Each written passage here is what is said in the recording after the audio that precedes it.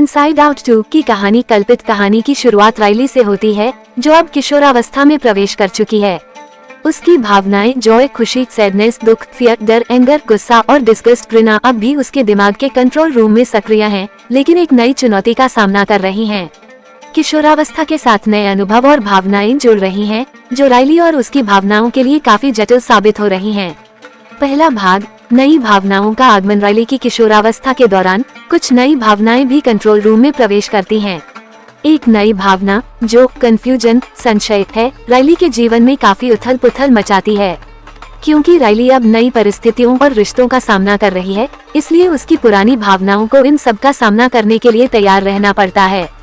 नई भावनाएं धीरे धीरे कंट्रोल रूम में अपना स्थान बना रही हैं, जिससे जॉय और सैडनेस के बीच थोड़ा संघर्ष शुरू होता है। जॉय चाहती है कि सब कुछ पहले जैसा खुशहाल रहे, जबकि सैडनेस महसूस करती है कि राइली को अपनी भावनाओं को पूरी तरह से समझने और व्यक्त करने की आवश्यकता है। दूसरा भाग, भावनाओं के बीच संघर्ष। किशोरावस्था की इस नई स्थिति के कारण राइली के अंदर की भावनाएं अब नियंत्रण से बाहर हो रही हैं। गुस्सा और डर लगातार राइली को चिंता और असुरक्षा में डाल रहे हैं। उसकी भावनाओं के बीच तालमेल की कमी के कारण राइली के निर्णय अस्थिर हो जाते हैं। वह स्कूल, दोस्तों और परिवार के बीच संतुलन बनाने में संघर्ष करती है। इसी दौरान जॉय और सैडनेस को यह एहसास होता है कि राइली की मानसिक स्थिति बिगड़ती जा रही है, क्योंकि वह अंदर से बिखर रही है। जॉय को ये समझ आता है कि हर समय खुश रहना संभव नहीं है और सैडनेस को स्वीकार करना जरूरी है। तीसरा भाग, एकता का महत्व। जॉय और सैडनेस को अपनी पिछली यात्रा याद आती है, जब उन्होंने मिलकर काम किया था। दोनों समझते हैं कि राइली की भावनाओं का संतुलन बनाना और सभी भावनाओं का योगदान जरूरी है।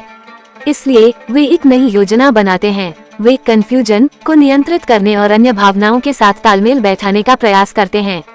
इस प्रयास में सभी भावनाएं एकजुट होकर काम करती हैं और राइली को खुद को समझने और व्यक्त करने में मदद करती हैं। अंततः राइली यह सीख जाती है कि उसकी भावनाएं, चाहे वे खुशी की हों, दुख की हों या भ्रम की, सभी उसके जीवन का हिस्सा हैं और उन्हें महसूस करना और समझना ही सच्ची आत्म स्वीकृति है। निष्कर्ष, कहानी का अंत राइली के साथ होता है, जो अब अपने जीवन में थोड़ी स्थिरता और आत्मविश्वास महसूस कर रही है। उसकी भावनाएं भी अब एक दूसरे के साथ सामंजस्य में हैं और उसे अपने जीवन की जटिलताओं से निपटने में मदद कर रही हैं। इस पूरी यात्रा के बाद जॉय और सैडनेस समझ जाते हैं कि जीवन का हर अनुभव महत्वपूर्ण होता है, चाहे वो खुशी का हो या दुख का। फिल्म का विश्लेषण। इनसाइड आउट 2 एक गहरी फिल्म है जो हमारे अंदर की भावनाओं और उनकी जटिलताओं को समझने की कोशिश करती है। ये फिल्म किशोरावस्था के दौरान होने वाले मानसिक और भावनात्मक बदलावों को दर्शाती है। इस फिल्म में राइली की यात्रा दिखाती है कि कैसे हम अपनी भावनाओं से न केवल प्रभावित होते हैं, बल्कि उनसे सीखते भी हैं। खुशी और दुख दोनों का संतुलन जरूरी है, क्योंकि जीवन में हर अनुभव का अपना महत्व होता है। इनसाइड आउट 2 ये संदेश देती है कि हमारी भावनाएं हमारी ताकत होती हैं और उन्हें समझना और स्वीकार करना ही हमारे मानसिक स्वास्थ्य के लिए जरूरी है। इस फिल्म का हर किरदार एक महत्वपूर्ण भूमिका निभाता है और हमें ये सिखाता है कि हर भावना हमारे जीवन में जरूरी होती है, चाहे वो खुशी हो या दुख, भ्रम हो या गुस्सा। नोट, ये इनसाइड आउट 2 की एक काल्पनिक कहानी और विश्लेषण है, क्योंकि इस समय तक इनसाइड आउट 2 आधिकारिक रूप से रिलीज नहीं हुई है। इनसाइड आउट 2 कल्पित कहानी का विस्तार। चौथा भाग, नई चुनौतियों का सामना। राइली की किशोरावस्था में बढ़ती जिम्मेदारियों के साथ उसे स्कूल में कठिनाइयों का सामना करना पड़ता है। नए दोस्त बनाना और अपने परिवार के साथ तालमेल बिठाना भी चुनौतीपूर्ण हो जाता है। इस दौरान उसकी भावनाओं का खेल और भी जटिल हो जाता है। राइली को अब रोमांटिक भावनाएं भी महसूस होने लगती हैं, जिससे उसकी भावनाओं के बीच और अधिक भ्रम उत्पन्न होता है। कंट्रोल रूम में एक नई भावना, लव, प्रेम का प्रवेश होता है, जो राइली के जीवन में बहुत महत्वपूर्ण मोड़ साबित होती है। लव के आगमन के बाद जॉय और सैडनेस के साथ साथ बाकी भावनाएं भी असमंजस में पड़ जाती हैं। लव की वजह से राइली की भावनाओं में अस्थिरता और बढ़ जाती है, क्योंकि वह इस नई भावना को समझने और इससे निपटने के लिए तैयार नहीं है।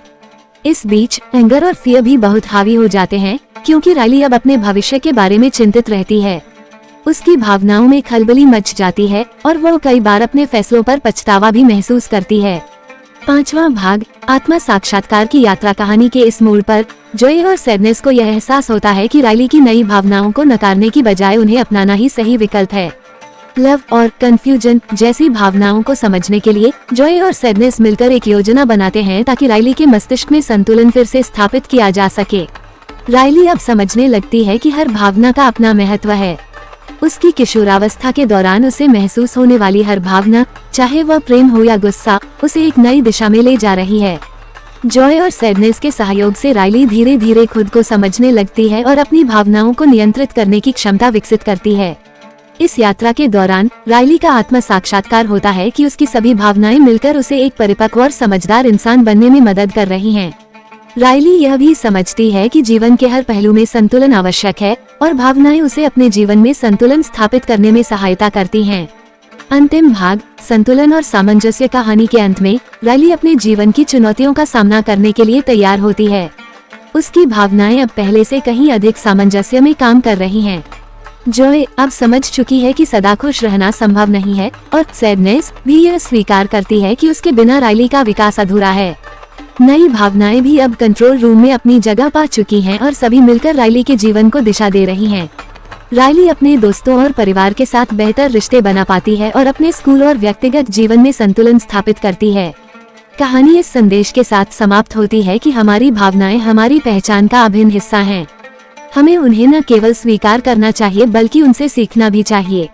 हर भावना का अपना एक अनूठा महत्व होता है और सभी मिलकर हमें एक बेहतर इंसान बनाती हैं।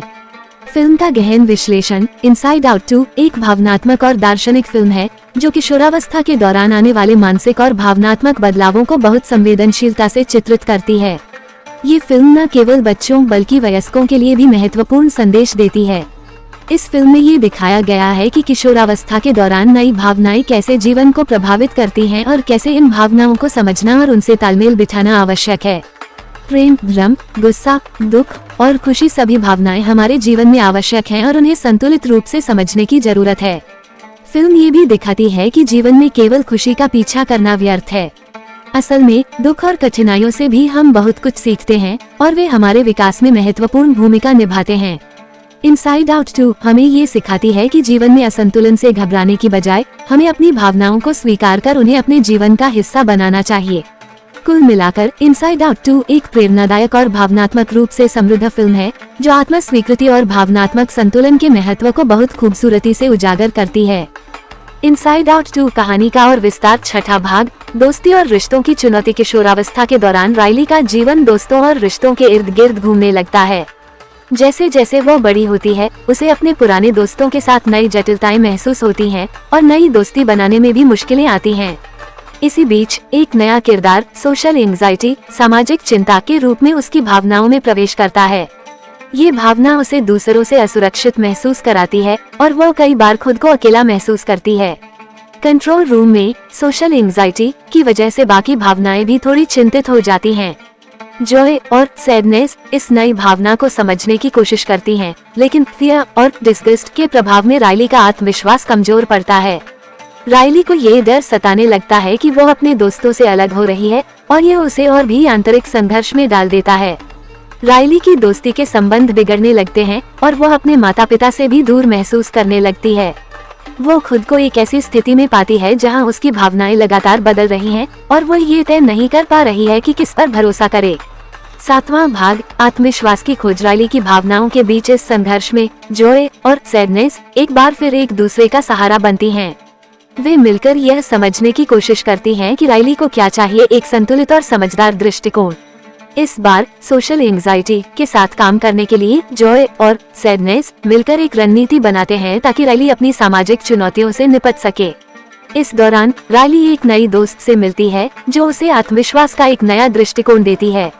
इस नई दोस्ती के जरिए राइली अपने अंदर के डर और असुरक्षा का सामना करने की ताकत पाती है।